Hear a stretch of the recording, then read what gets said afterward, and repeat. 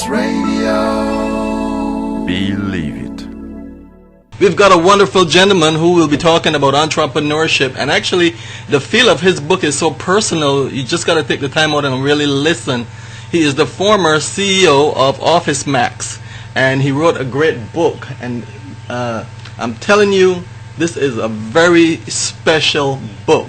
Why do I say this? Because of the feeling that you get from it. He talks about things from life experience, and he talks about stuff that I've been saying from the get-go. All you folks who had dreams and goals and you felt that the economy fell apart, this is your time. And he's going to tell us a little bit about that, why his mindset is on that. And I'm going to let him tell you everything because he wrote the book. Good evening. How are you, sir? I'm good, thank you. How are you? I'm doing wonderful. It's great for you to take the time out to come visit us and talk about your book. My pleasure. Okay. Now, you're talking about Benevolent Dictator. You have 8 more lessons for getting your stalled startup off the ground. I think this book is a very special book because so many people are stuck in first gear wondering, what do I do? There's so much chaos going on. Maybe you can shed some light on that. Talk to us a little bit about the title first of all. Well, the key in the title very simply is that the emphasis is on benevolent. And benevolent means, in my world, that whatever one does, before they do it, they put in front of themselves their customers, their employees, and their investors, if they have them. The important part of starting a company and building something is you have to have your priorities, and sometimes in building a new company, you don't have the time to stop for consensus. So the dictator portion of it really means as long as you put everybody before yourself, you do the right thing, then the dictator piece means that sometimes the time for talking stops and one has to make a decision. So that's what the dictator does. In this marketplace today, companies and people have to move from mind to market, sometimes measured in days and weeks, unlike it used to be in terms of months or even years. Mm-hmm. So that's the real key. I'm telling you, I mean, that's such a profound statement, especially in this climate. What motivated you to write this book, and what are the? I have started a number of businesses in my career. One of which was a company called Maxx that I started with one store and $20,000 of my own money, and grew it into over 1,000 stores with sales of $5 billion. I sold that company in 2003, and after I sold the company, I was approached by a business magazine, and I started writing a business column in Smart Business Magazine, which is syndicated in about 20 markets across the United States and used in a syndicated fashion. And when I tell you the truth, when I was writing it, I didn't think anyone listened or read it, so I didn't pay much attention to it. And then all of a sudden, I started getting a lot of letters, won some national awards, and I found that I really enjoyed the writing portion because it gave me the ability to point people in the right direction, based not on theory, but based primarily on what I actually learned and what I actually did. And one of the advantages was I was not bashful about pointing out what were the mistakes that I made, with the hope that my readers would not make the same ones.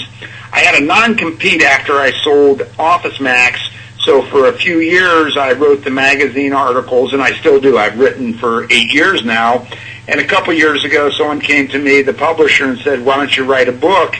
So I wrote this book. It took me about a year. At the same time, I started another company called Maxx Wellness, which is a new concept health and wellness chain.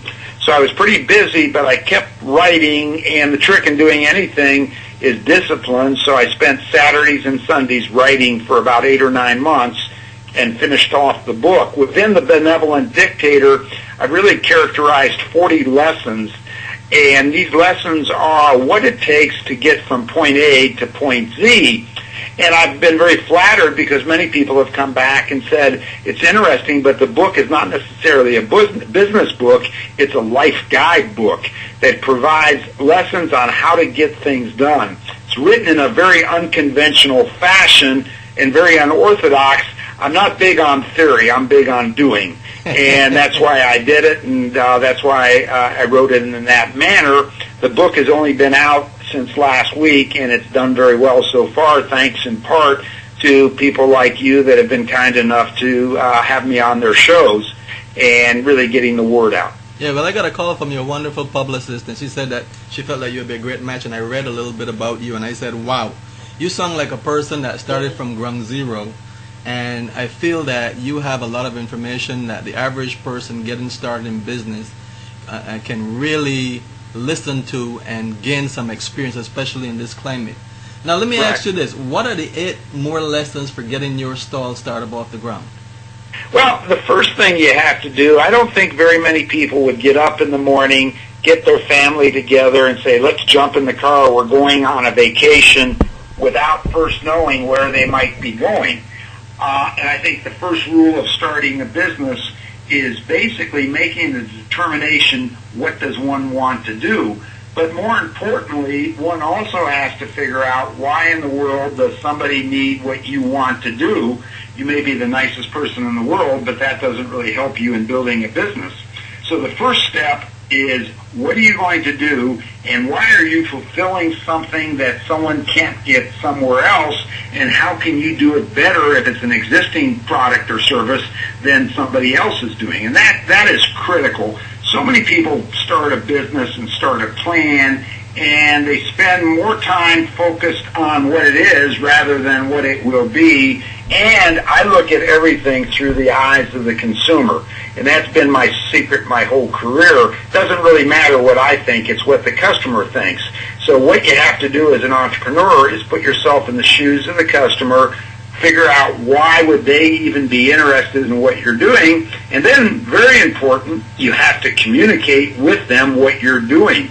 I have a theory in business, and it's called marketing position. If you have a competitor and you don't position yourself by communicating through your actions, deeds, advertising, whatever, what you're all about, then your competitor will do it for you. So that's the real key. The second important thing is, once you decide what you're going to do, is to try to determine what's the timeline to do it. Fortunately or unfortunately, none of us, or very few of us at least, have unlimited resources. And the biggest resources in starting a business is not only money, because you always need money, but the other important resource is your time. The clock in starting a business is basically your enemy, and it's a wasting asset. Each tick of that clock is one less second you have to accomplish your objective. And the other important thing is, how are you going to pull all of this stuff together, and what kind of people are you going to need? So whether you're starting a Kool-Aid stand or a national chain or a machine factory or whatever, you need to have a plan, you need to have money, you need to know what kind of resources in terms of people that you need. And then the fourth thing, as I said, is looking at it, what is the customer going to get? Other things to think about for your listeners are such things as, what is my company culture going to be? What kind of company are we going to be, and what are we going to stand for? Very seldom can you just write something on a piece of paper and say, this is what we want to do, and this is the way we're going to do it. It really starts from the top down and the bottom up, and it meets in the middle. Most company cultures are started and developed by actions, not by mere words. Words don't mean much. It's what you do that counts.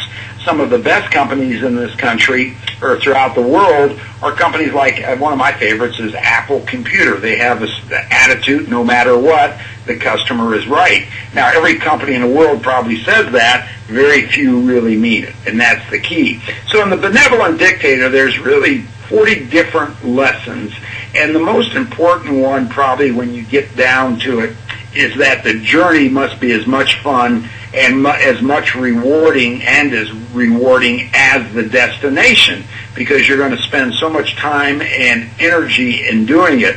I always feel sorry for people that go about doing something saying, well, I can do this and I can endure this for 5 years or 10 years. What that adds up to is a lousy life without much satisfaction. People always ask me, what was the most satisfying part of starting Office Maxx in the book, The Benevolent Dictator, what I explain is it wasn't when we went on the New York Stock Exchange. It's not when we hit $1 billion in sales. It was that very first year when I took 7 other people, put them in a room. They had no clue what had to get done, and I was able to help mold them and point them in the right direction and allow them to go further, faster with Office Maxx than they would have ever been able to go anyplace else. And that's really what the gratification is, and that's why I still rank up as one of my top accomplishments, although the money isn't too bad either at the end. That's true. I mean, you were talking about personalizing, actually more like building relationships across all platforms. Right. I think the important thing also, most people start a business and it's all about me. And it's really not about me. It's got to be all about we. And real success, it's very corny, but real success is a win-win proposition. So you have to win last. That's part of being benevolent. Your customer must win first. Your vendors, the people with whom you do business, you can't get anywhere without collaboration. And that means anything from giving you credit to helping you do things. So you got to allow them to win. One of the lessons I learned as a younger person was I always thought it was all about what was in it for me, what's the best deal. And in the long run, that doesn't work, because if you beat your vendors into the ground and they can't get up again, you're going to be out of business. So you learn all of these different things, and I think it's mellowing. But it's also learning from your mistakes. I think one of the most important things in building a business is it is not if you're a great baseball player and you're really good and you get on base 3 out of 10 times, the converse to that is that 7 out of the 10 you don't get anywhere. Mm-hmm. And that's the same thing in business. Now, you couldn't do it 3 out of 10, but if you got 50, 60, 6 or 7 times right, you're doing very, very good. And if you learn from the ones you're not doing as well and the different things, you can get better. And you got to sort of leave your ego and your pride at the front door. Once you own a business, you realize very quickly, most people start a business because they think they're going to be their own boss and they don't have to answer to anybody and they don't have to do this and that. The truth is, when you start a business, you really answer to many more constituents than you ever thought. And that's okay, because that's where the reward is. You have something here. You said that know when it's time to pull the plug. One of the biggest dilemmas for any entrepreneur, CEO, or business owner is to know when enough is enough. Can you elaborate a little bit more on that? Sure. What that really means is we've all done things in our lives where you start out with great intentions, but it's sort of like pushing something up that steep hill. No matter how hard you push, you can't get there. A good business person knows that you got to have plan A, but you also have to have plan B. I would say that your listeners have to remember that what they do is not who they are, and it's a job. Even if you own the company, who you are is how you conduct yourself and how you live your life and run your business. Now, it sounds all very philosophical, but the more you do that, the more successful you become. But I've had many projects, many things that I've worked on. I get to a point, invested money, and I say, you know what, this isn't working, and I either retool it, redo it, or sometimes it's like a folk. Kenny Rogers, the great country singer, said, you got to know when to hold them and when to fold them, and sometimes the most money is the deal you fold and walk away because you lost less than you thought you would. You know, I'm surprised you mentioned that song, because I've been an entrepreneur all my life from the time I was 11 years old. Oh my! And whenever I got into a negative mindset, I would always pull out Kenny Rogers. As a matter of fact, a friend of mine said to me, "What can I give you for a Christmas present one year?" And I said, "I need Kenny Rogers." And she looked at me like I was crazy. Yeah, said, right. No, I relate. I don't think you're crazy. Now let me ask you this. Sure. These fundamentals that you have and that you have written in this book, is this the mindset that you started with, or somewhere along the way did you develop these mindsets based on your interaction with your constituency in terms of your clients and business associates and suppliers and so on? I think what happens is it's like barnacles on a boat. You go through the water and you pick up those barnacles. Sometimes you got to stop and clean them off because it's slowing you down. experience is a great teacher. You learn from the past to plan for the future. So I would say in my case, I'd say 90% of it is I'm a big believer in doing. And when I started out doing things, it was you learn very quickly what works and what doesn't.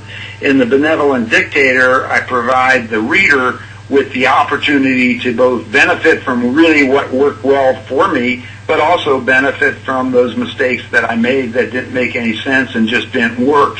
And I think it's a learning process. Life is a learning process, and as you said, you've been an entrepreneur since age 11, and if you think back, you've learned a lot of things. Sometimes what you learn, the best lessons, are those that didn't work, but give you the opportunity to avoid those same mistakes in the future. Yeah, some of the things that you were saying I can totally identify with. Now, there's something that I really want to ask you, because I know folks are going to say, okay, the economy is bad, people are getting laid off, the government is sending jobs overseas. Why is this gentleman telling me that now is the perfect time for me to start my business? Well, it's very simple. I basically don't like competition. I don't like crowds. I don't like a lot of things vying for the same thing I'm doing. In the more difficult times, very simply, you have less people that want to do something. When you do that, it's like the queen of the prom, or the queen of the hop, so to speak, because you're the only one doing it, so you garner more attention, you get people interested faster, customers are looking for things that are new. Most people would say, that's great, but where do I get the money? And the tip I would give, as I give in the book, The Benevolent Dictator, is that you have to look at your success and then say, if I am successful, who else would be successful? And when you figure out that who else, you go to them, and I'll give you a simple example. Let's say you wanted to open something in a shopping center, and the person that would be successful is the landlord in that shopping center, because you're going to fill up a place in that center. That's a wasting asset. Every minute it's empty, there's no rent coming in. So you go to the landlord and you say, hey, I have this great idea, I'm going to do this, I want to build this, I got one minor problem, I have no money, but here's what I'd like to do. I would like to have free rent and some help getting started, and in turn, I will pay you after a predetermined time, as well as sometimes give the landlord a percentage of the business. There are a lot of creative ways to raise money, and I was not born rich. I was actually, conversely, very modest background, and you learn very quickly, if you don't ask, you'll never get. So when someone tells you no, I take no as maybe for the first time. Not 9 times I'm told no, because what it means is I probably didn't do a very good job explaining it, so I turn that maybe into a yes.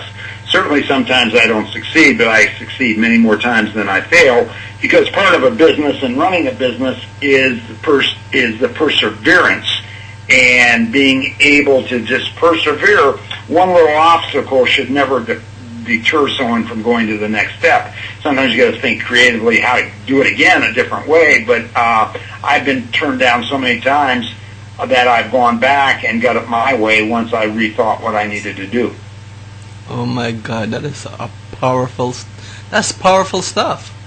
Well, that's why your listeners should buy the book. That's what I'm saying. And this, right. Now, where can they find your book? The book is available anywhere in the world that books are sold. They can buy it on Amazon.com. They can buy it at thebenevolentdictator.biz, any bookstore, and it's available. It's widespread. It came out last week, and it's a very unique book. I think the key is it's different or unorthodox, and it can be put to use, and it's not just for business people. It's for anybody that has to get from one place to another in life. And it's written with a little humor, a very unorthodox, and it is a great Father's Day gift, too. Yeah, that's what I'm thinking. There you go. Listen, I want to thank you for joining us, but I want to ask you one final question. Sure. What would you say to the entrepreneur that's about to get started after listening to this? What would you tell him that he really needs to do? I mean, you have profound wisdom, and you think outside of the box in so many areas based on just listening to you and reading. What would you tell an entrepreneur getting started now? The one thing I would tell them is 2 words: do it.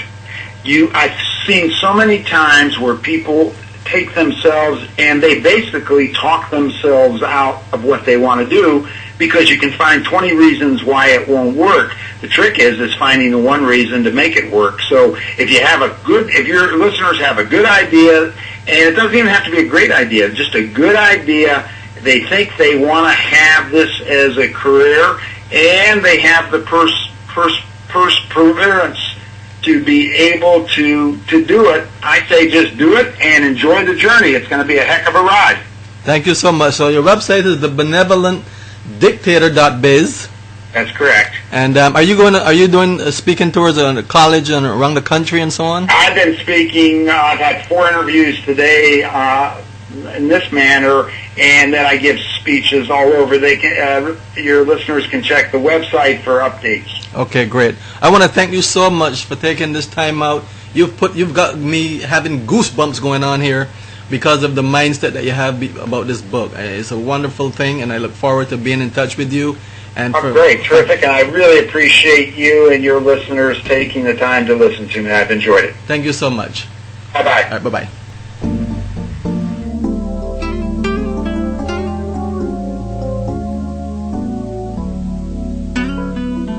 Voice Radio. Believe it.